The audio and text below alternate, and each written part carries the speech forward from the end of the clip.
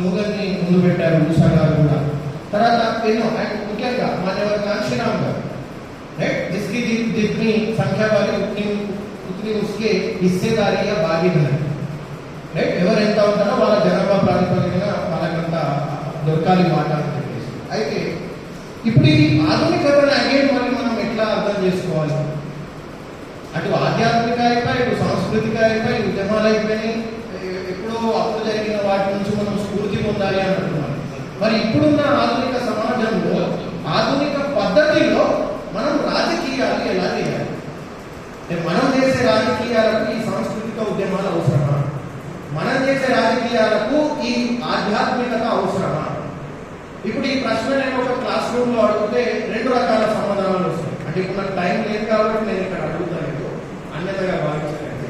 మీరు దాదాపు ఎందుకంటే మీరు క్రియాశీలకంగా ఆ గ్రౌండ్ లెవెల్లో వర్క్ చేస్తున్నారు కాబట్టి మీరు జనాలు ఏ విధంగా ఆలోచిస్తారో అది మీకు తెలుసు. ఎందుకంటే రీసెంట్ గానే మహాకుంభమేళా జరిగింది కాబట్టి బహుశా మీ అందరికీ నేను అడిగే ప్రశ్నలకు ఎక్కువ సమాధానాలు మీ దగ్గర ఉండొచ్చు. అయితే నేను ఇందాక అడిగిన ప్రశ్న అంటే మనకు ప్రస్తుతం ఆధునిక సమాజంలో రాజకీయాలు చేయాలి అని అంటే ఆధ్యాత్మికత అవసరమా లేదా సాంస్కృతిక ఉద్యమాలు మనకు అవసరమా అని అంటే ఒక క్లాస్లో అవును అనే వాళ్ళు నాకు బీజేపీని చూపిస్తారు. ఎందుకంటే బీజేపీ చేసే రాజకీయాలు కూడా రాముని చూసి చేపిస్తున్నాయి కదా. బీజేపీ చేసే రాజకీయాలు కూడా మసీదుని చూసి చేస్తున్నాయి కదా. బీజేపీ చేసే రాజకీయాలు ఇప్పుడు మథురా కృష్ణ రామ మందిరం అయిపోయింది, అవి కాశీ మథురా బాకీ. వాళ్ళు ఇచ్చే స్లోగన్ కాశీ మథురా ఇంకా ఉంది అని చెప్పేసి వాళ్ళు ఇచ్చే స్లోగన్లో అంటే అది చూపించి వాళ్ళు రాజకీయాలు చేయట్లేదా?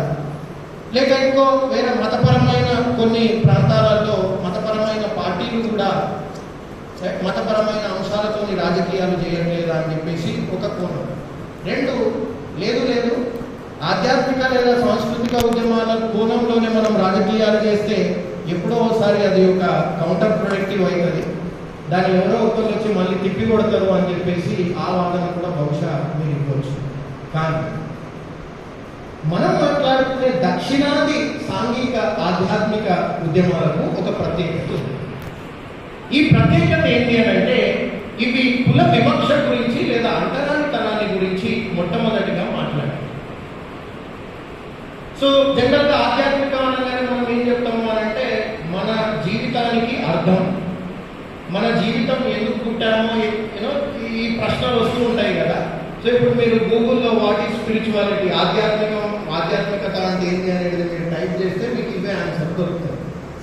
అంటే మన జీవితం ఎందుకు పుట్టినాం, మన జీవితానికి ఒక కారణం ఏంది, ఇవి తెలుసుకోవడమే ఆధ్యాత్మికత అని అంటారు. ఇప్పుడు అదే మీకు సద్గురు మీ ముందు యూట్యూబ్లలోకి వచ్చి చెప్తూ ఉంటాడు అన్నమాట. ఇక సద్గురు చెప్పాలని ఇక సద్గురు దేవుడు అయిపోయాడు. ఈ చెప్పాలని ఇక దగ్గర వాళ్ళేమో ఇంకో ఈ ఆర్ట్ ఆఫ్ లివింగ్ తను ఉన్నాడు కదా రవిశంకర్ గురు, రవిశంకర్ వీళ్ళందరూ ఇప్పుడు మనకు దేవుడు అయిపోయాడు. ఇప్పుడు చిన్న తీయస్వామి. అయితే వీళ్ళెవరూ కుల వివక్ష గురించి లేదా కుల నిర్మూలన గురించి ఎప్పుడు మాట్లాడారు. 1. 2, ఇప్పుడు ఈ భక్తి ఉద్యమంలో ఈ ముఖ్యంగా దక్షిణాది ప్రాంతంలో లేదా అటు తమిళనాడు కానీ లేదంటే మహారాష్ట్ర కానీ చౌకమేళలు ఇంకా చాలా మంది భక్తి ఉద్యమంలో పాల్గొన్న వాళ్ళు లేదా మనకు ఇక్కడ ఈ ప్రాంతంలో కూడా కాస్త ఆ ప్రభావం ఎంతగానో. అయితే వీళ్ళందరూ అంటరానితనాన్ని దాన్ని వ్యతిరేకించేసి కుల వివక్ష గురించి మాట్లాడిన సందర్భాలే. అయితే దీంట్లో మనకు మళ్ళీ రవిదాస్, కబీర్ వీళ్ళందరూ కనిపిస్తున్నారు. అయితే వీళ్ళు దక్షిణాదిలో వీళ్ళ ప్రభావం తక్కువ ఉన్నప్పటికీ ఉత్తర భారతదేశంలో నార్త్ ఇండియాలో మళ్ళీ వీళ్ళ ప్రభావం ఎక్కువ. ఇప్పుడు కబీర్, సంత రవిదాసు యొక్క ప్రభావం నార్త్ ఇండియాలో ఉంటుంది, మన దగ్గర చాలా తక్కువ. ఇప్పుడు మరి సంత రవిదాసు కబీర్ ఏం చేసిండ్రు? హిందుత్వవాదులు వాళ్ళలో కలుపుకున్నారు. ఎలాగైతే బుద్ధుడిని విష్ణువు 10వ అవతారం చేశారో సంత రవిదాస్ తర్వాత సంత కబీర్ని కూడా హిందూయిజంలో భాగం చేస్తూ ఎక్కడికక్కడ ఇప్పుడు వాళ్ళు మేళాలు పెడుతూ మీటింగ్స్ పెడుతూ కంప్లీట్గా ఏదైతే ఈ సంత అంటే ఆ సెక్ట్ యొక్క జనాలు వాళ్ళని ఓటు బ్యాంకుగా మలుచుకునే ప్రయత్నాలు బీజేపీ చాలా చాలా కేర్ఫుల్గా చేస్తున్న పద్ధతిని అయితే మనం చూస్తూ ఉన్నాం నార్త్ ఇండియా. అయితే ఈ ఆధ్యాత్మిక అనే అంశాన్ని మనం మాట్లాడుతున్నప్పుడు దక్షిణాది ప్రాంతంలో తమిళనాడులో నేను ఎందుకనంటే నాకు సమయం తక్కువ ఉంది కాబట్టి నేను కేవలం తమిళనాడుకి తర్వాత కొన్ని మనకు తెలిసిన విషయాలకు నేను పరిమితం చేస్తాను. తర్వాత ఏదైనా ఇన్ఫార్మల్ సెషన్ అది ఏదైనా ఉంటే ఐ బి డిస్కసింగ్ ఉంటాయి.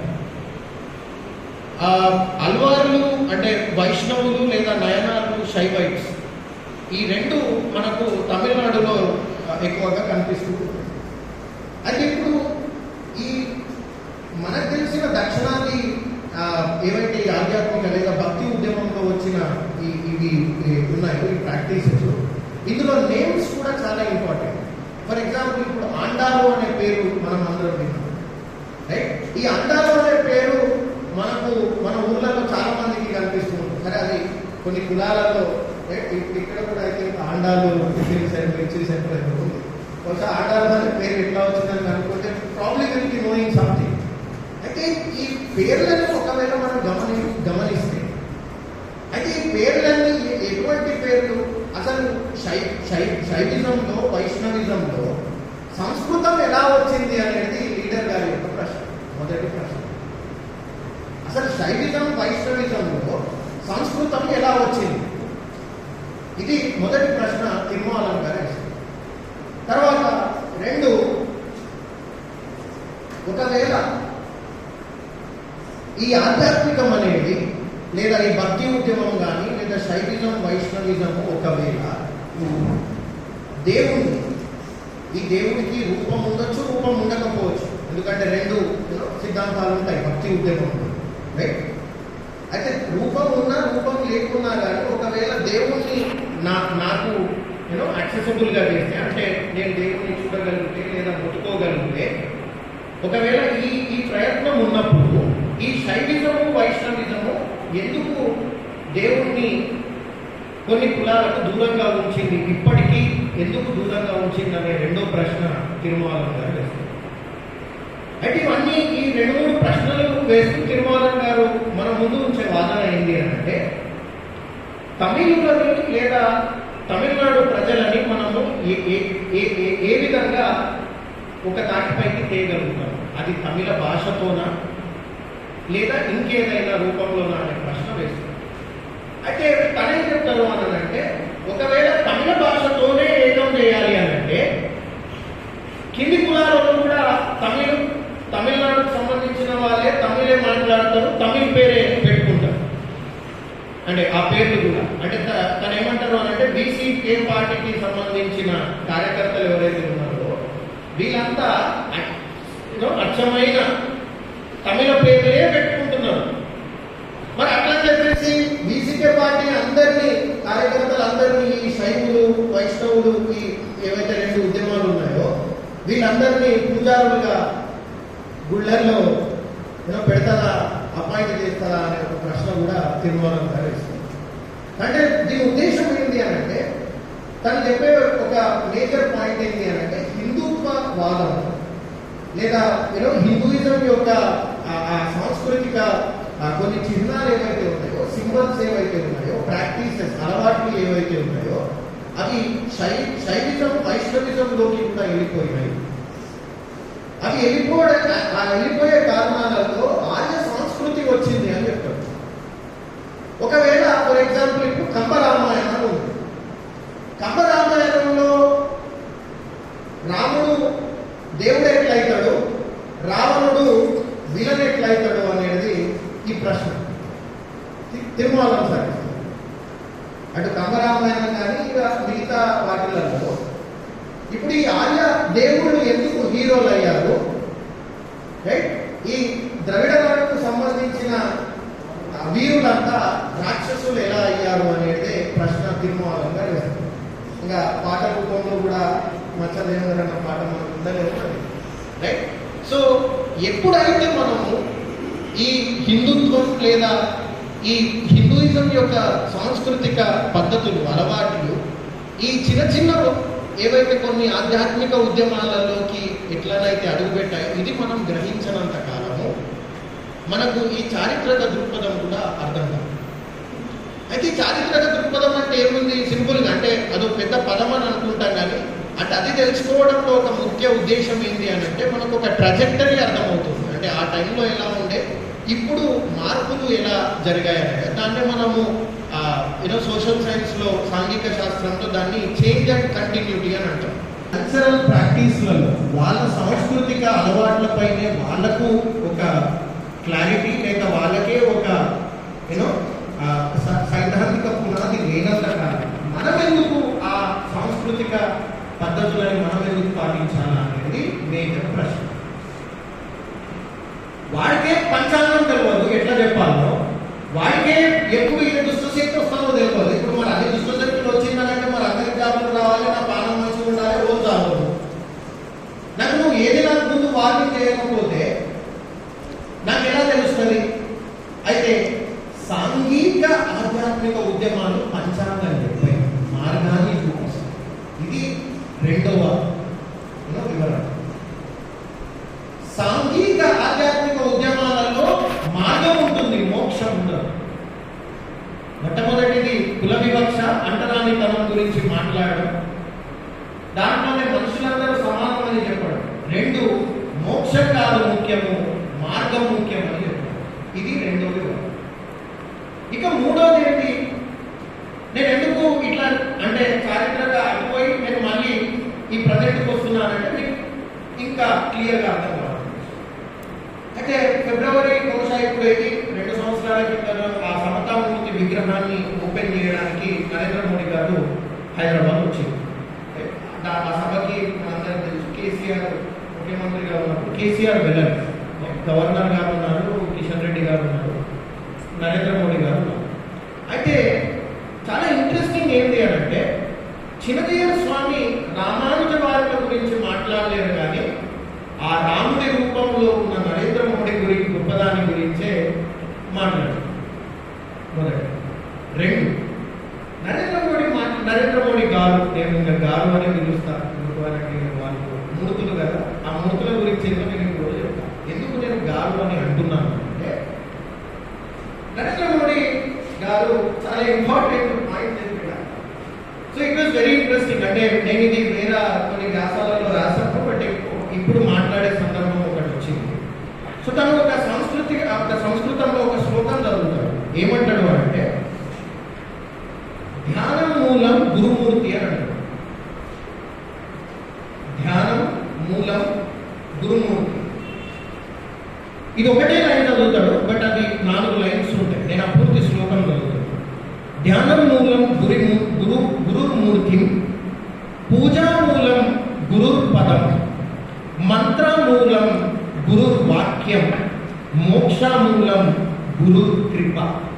గురు అంటే టీచర్, అంటే స్పిరిచువల్ టీచర్. ఇప్పుడు ఆధ్యాత్మిక అంటే ఆధ్యాత్మిక గురువు ఎవరైతే ఉంటారో వాళ్ళని ఇక్కడ గురువు అని అంటున్నారు. గురుమూర్తి, గురుర్పదం, గురుర్వాక్యం, గురుకృప. అంటే దీని మీనింగ్ ఏంటి అని అంటే నువ్వు ధ్యానంలో ఉన్నప్పుడు ఎవరి మాట వినాలా? నీ ఆధ్యాత్మిక గురువు మాటనే వినాలి. తర్వాత the roots of worship are the lotus feet of the guru. పూజామూలం గురు పాదం. నువ్వు ఏదైనా నువ్వు ఆడ కొలుస్తున్నావు అని అంటే నువ్వు ఎవరి పాదం పోయి ముట్టుకోవాలా? నువ్వు గురు పాదం పోయి ముట్టుకోవాలి. అప్పుడే నీకు నువ్వు ఏదైతే వర్షిప్ చేస్తున్నావో, పూజిస్తున్నావో దానికి ఒక అర్థం ఉంది అనేది 2వ లైన్ వివరణ. మూలం గురువు వాక్యం. అంటే ఈ గురువు ఏదైతే చెప్తున్నాడో అంటే ఆ మంత్రాన్ని మనం అర్థం చేసుకోవాలి అని అంటే గురువు చెప్పే మాటల్ని మనము ఆ మంత్రాలను మనం అర్థం చేసుకోవాలి. 4, మోక్షమూలం గురు కృప.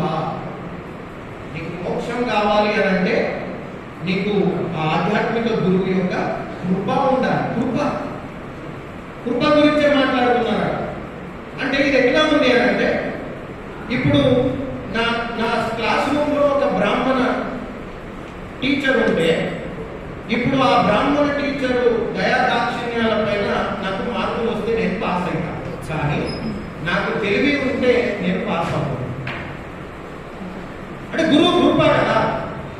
నాకు ఈ గురు కృపనంటే ఇక్కడ ఈ గురువు ఏమంటారు, ఆ దయా దాక్షిణ్యాలు అయితే నాకు ఉండవు, ఎందుకంటే నాకు ఇంగ్లీష్ రాదు. పోయిన వెంటనే నాకు ఇంగ్లీష్ రాదు, వస్తే fine, it is extraordinary, right? Ambedkar జీవితంలో కూడా అదే జరిగింది కదా. అంబేద్కర్కి సంస్కృతం వచ్చు, అంబేద్కర్కి ఎకనామిక్స్ వచ్చు. తను సిడెండర్ కాలేజీలో ఎకనామిక్స్ ప్రొఫెసర్గా వెళ్ళినప్పుడు అంబేద్కర్ని నీ క్లాస్ వెళ్ళాలని అని చెప్పేసి బాబాసాహెబ్ని చాలా కించపరిచిన విషయాలు మన అందరికీ తెలుసు. అంటే ఒక ఎకనామిక్స్ ప్రొఫెసర్ అయిన బాబాసాహెబ్ అంబేద్కర్ సిడెండర్ కాలేజీలో ప్రొఫెసర్ అయిన, రైట్, అన్ని తెలిసి కూడా తనని గురువు లాగా భావించారు. అయితే ఈ పదాన్ని చెప్తూ నరేంద్ర మోడీ ఏమంటాడు అని అంటే, ఈ జ్ఞానం మూలం గురుమూర్తి. కాబట్టి ఈ గురువు ఎవరు? రామానుజాచార్యులు. మనం రామానుజాచార్యులు చెప్పింది ఖచ్చితంగా పాటించాలి అని చెప్తూ, ఈ విశిష్ట అద్వైత రామానుజాచారి ఏ విధంగానైతే అంటరాని వారిని తన ఉద్యమంలో స్వీకరించాడో, డాక్టర్ అంబేద్కర్ కూడా రామానుజాచార్యుల వారి అడుగుజాడల్లో నడుస్తున్నాడు అని చెప్పి నరేంద్ర మోడీ చెప్పాడు. లింక్ ఎక్కడ ఉంది? ఎక్కడ రామానుజ వారులు, ఎక్కడ డాక్టర్ అంబేద్కర్, అండ్ ఎక్కడ చిన్నజీఆర్ స్వామి? అంటే ఈ లింక్ని మనం ఏ రోజైనా ప్రశ్నించినామా? ప్రశ్నించాం.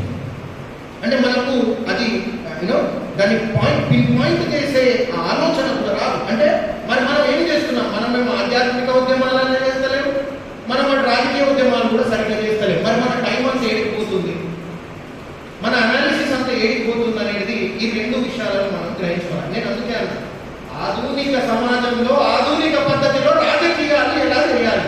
బీసీకే పార్టీ పోయి మనం ఆధ్యాత్మిక ఉద్యమాలు చేస్తామని అంటలేదు. బీసీకే పార్టీ ఏమంటుంది? ఆధ్యాత్మిక ఉద్యమాలలో ఉన్న ఒక స్ఫూర్తి, మార్గాన్ని చూపించే స్ఫూర్తి ఏదైతే ఉందో దాన్ని మనము ముందు పెట్టుకోవాలి. దాని అనుగుణంగానే ఒక సమతా సంస్కృతి, పెరియారు సమధర్మం అని అంటారు. మనుధర్మం ఉందా? మనుధర్మానికి వ్యతిరేకంగా ద్రవిడ నాడు అంటే తమిళనాడులో సెల్ఫ్ రెస్పెక్ట్ ఉద్యమంలో దాన్ని సమధర్మం అని అంటారు. సమధర్మం. ఈ సమధర్మాన్ని మనం ముందుకు తీసుకెళ్ళాలి అని చెప్పేసి తమిళనాడులో చాలా పెద్ద ఎత్తున ఉద్యమాలు జరిగాయి. సో రామానుజాచార్యుల వారు ఎక్కడ, డాక్టర్ అంబేద్కర్ ఎక్కడ? ఒకటి. రెండు, ప్రవీణ్ సార్ మీటింగ్ పెట్టేందుకు నెల తర్వాత అక్కడ ఈ తెలంగాణ రాష్ట్రానికి సంబంధించిన పెద్ద మన జనరల్ సెక్రటరీ వచ్చారు. జనరల్ సెక్రటరీ సర్కారు పేరు భోస్లే, తను వచ్చారు. సరసంగచాలకు వచ్చారు. తను వచ్చేసి అదే గ్రౌండ్లో దగ్గర 25,000 30,000 మందితో మీటింగ్ పెట్టారు. నేను ప్రైమ్ సార్ కూడా మెసేజ్ చేశాను, sir your meeting was important, right? దాన్ని అందరూ చేశారు, బట్ చాలా సైలెంట్గా దాన్ని డెమాలిష్ చేయడానికి ఇమీడియట్గా ఈ మీటింగ్ పెట్టాల్సి వచ్చింది వాళ్ళకి. ఇది ఎవరు మాట్లాడలేదు. సరే, మాట్లాడకపోవడమే మంచిదైంది, మాట్లాడకపోవడం మంచిది. కానీ మనం రాజకీయ అంటే ఈ క్యాడర్ లేదా మనం లీడర్స్ ఎవరైతే ఉన్నామో మనం అర్థం చేసుకోకుంటే కష్టం. ఇది దేశంలో we have to understand, right? ఇప్పుడు జ్ఞానం మూలం గురుమూర్తి అన్నప్పుడు మరి ఏ రోజైనా దాన్ని కౌంటర్ చేయడానికి ధ్యానం అని నరేంద్ర మోడీ మాట్లాడితే మనము జ్ఞానం మూలం ఈ సత్యమూర్తులు అని మనం ఈరోజు చెప్తాం. ఎందుకు అని అంటే సత్యాన్ని మాట్లాడేది మహాత్ముడు. సత్యశోధ సమాజం కూడా సాంఘిక ఆధ్యాత్మిక ఉద్యమమే. సాంఘిక ఆధ్యాత్మిక ఉద్యమమే. ఇక్కడ ఆధ్యాత్మికత అంటే దేవుడిని నమ్మడం కాదు, అస్సలు కాదు. దీనికి పూలే ఒక వివరణ ఇస్తారు. నాకు I think I have very less time, right? పూలే దీనికి ఒక వివరణ ఇస్తాడు. పూలే ఏమంటాడు అని అంటే, మనల్ని పుట్టించి మనల్ని చేసింది ఒకే ఒక్కడు. ఆ ఒక్కడెవడా అని చెప్పాడు. ఆ ఒక్కడు ఎవరంటే అస్సలు చెప్పాడు. ద క్రియేటర్ అని అంటాడు. అంతే. The word that he uses creator. అంతే. మనల్ని సృష్టించిన వాడు. అది ఎవరో అనే దాంట్లోకి నువ్వు వెళ్ళకు. అది స్త్రీయా, పురుషుడా, లేదా జీసస్ క్రైస్తా, ప్రొఫెట్ మొహమ్మదా, విష్ణువా, బ్రహ్మ, అందులోకి పోకు. నీకు కావాలి అంటే నువ్వు ఒకటే నమ్ము. నీకు పుట్టించినోడు ఒక సృష్టికర్త ఉన్నాడు. ఆ సృష్టికర్త నీకు ఒక రెండు విషయాలని చెప్పిండు. ఒకటేంటి అని అంటే, మనిషి యొక్క జీవితానికి ఉన్న పర్పస్ అంటే దానికి ఉండే ఒక విలువ, మనం బతకడానికి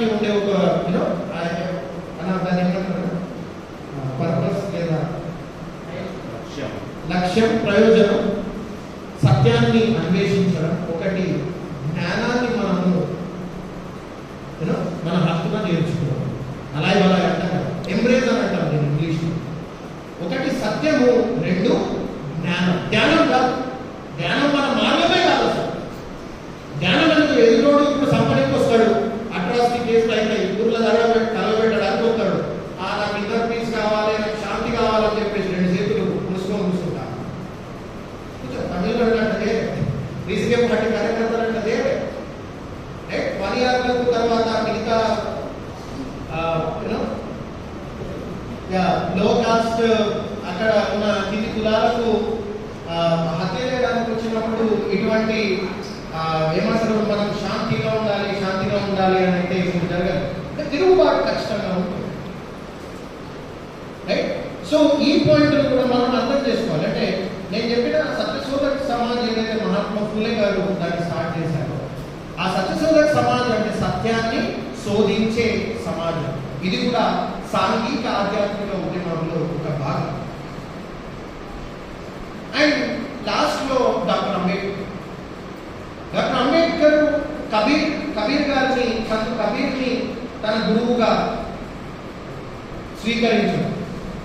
అండ్ తను మహాపరినిర్వాణం చెందే ఆ సమయంలో బౌద్ధంలోకి మారడం, ఇది కూడా ఒక పెద్ద విప్లవం. బౌద్ధంలోకి డాక్టర్ అంబేద్కర్ మారడం అదొక పెద్ద విప్లవం. ఎందుకు అని అంటే మన అందరికీ తెలుసు డాక్టర్ అంబేద్కర్ బుద్ధ అండ్ ధమ్మ అనే గ్రంథాన్ని రాశారని చెప్పేసి. అయితే ఒక చిన్న స్పీచ్ ఉంటుంది డాక్టర్ అంబేద్కర్, ముక్తి కోన్ పాతే అంటే వాట్ పాత్ టు సాల్వేషన్. ఈ ముక్తి అనేది ఏ మార్గంలో ఉండాలి అనేది ఒక చిన్న అంటే దాన్ని మీరు పేజీలలోకి కన్వర్ట్ చేస్తే బహుశా ఒక 4 పేజీల ఉపన్యాసం, బట్ చాలా పవర్ఫుల్ ఉపన్యాసం. అందులో డాక్టర్ అంబేద్కర్ ఈ కన్వర్షన్ ఏదైతే ఉందో, మత మార్పిడి ఏదైతే ఉందో, అది ఎందుకు అవసరం అనేది డాక్టర్ అంబేద్కర్ ఒక 3-4 ప్రశ్నలు ఇస్తారు. అయితే ఇందులో 2 ప్రశ్నల్ని నేను ముందు పెడతాను. ఒకటి, ఈ కన్వర్షన్ అనేది స్పిరిచువల్ నీడ్ కోసమా, మన ఆధ్యాత్మిక పరమైన విషయాల కోసమా, లేదా మత మార్పిడి మెటీరియల్ నీడ్ కోసమా? అంటే స్పిరిచువల్ నీడ్ అని అంటే స్పిరిచువల్ నీడ్ ఈజ్ సంథింగ్, నాకు ఈ దేవుణ్ణి నేను నమ్ముతున్నా లేదా ఈ మూర్తిని నేను నమ్ముతున్నా అంటే నాకు ఒక ఆత్మ ధైర్యం, నాకు కాన్ఫిడెన్స్ వస్తుంది. అచ్చా, అంటే నాకు పక్కన తెలంగాణ సామాన్లకు అంతమంది సబ్స్క్రైబర్లు ఉన్నా నా బాధని తెలంగాణ సామాన్యం ఒకవేళ నా సమస్యని తెలంగాణ సామాన్యం పరిష్కరించలేడు అనుకో, అయిపోయాయి, నాకు అవసరం లేదు తెలంగాణ సామాన్యం. నేను ఎక్కడైనా గుళ్ళకు పోతా, ఆ గుళ్ళకు పోయి సాయిబాబు పారాయణము ఇంకేదో చేసుకుంటా, నేను ఉంటా, అయిపోయి. నాకు అదొక రకమైన సెల్ఫ్ కాన్ఫిడెన్స్, ఒక ధైర్యం. సో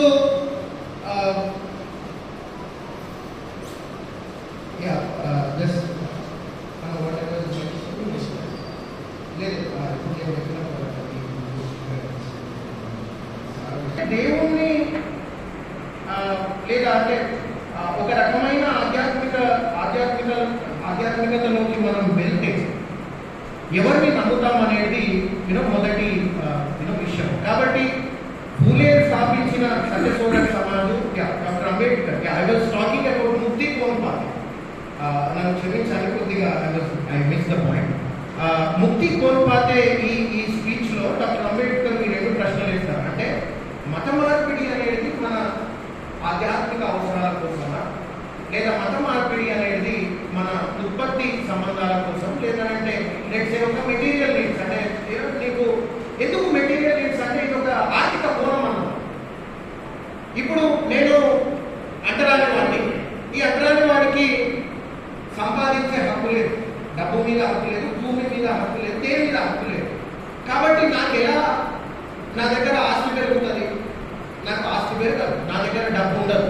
కాబట్టి డాక్టర్ అంబేద్కర్ ఏమంటాడు అని అంటే, ఒకవేళ నువ్వు ఆర్థికంగా నువ్వు ఎదగాలి అని అంటే ఖచ్చితంగా మతం మారాలి అన్నాడు.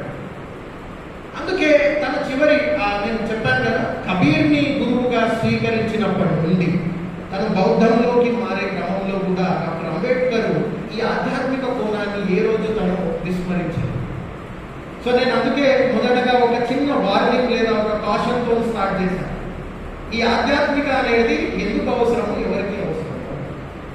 ఈ ఆధ్యాత్మికత అనేది ఒకవేళ మనం ఈ ఆధునిక సమాజానికి ఉన్న మన అలవాట్లతోని మనము సమానంగా దీన్ని కలుపుకోకపోతే మనం ఒక ట్రాప్లో పడతాం అనేది నేను చెప్పడానికి ఇదంతా ఈ ట్రజెక్టరీ నేను మీ ముందు పెట్టాను. అంటే డాక్టర్ అంబేద్కర్ కూడా నువ్వు పోయి బుద్ధుడిని దేవుడిని చేయి, బుద్ధుడి ముందు నువ్వు అది చేయి, బుద్ధుడిని నువ్వు దేవుడుగా కొలువు అని చెప్పాలి.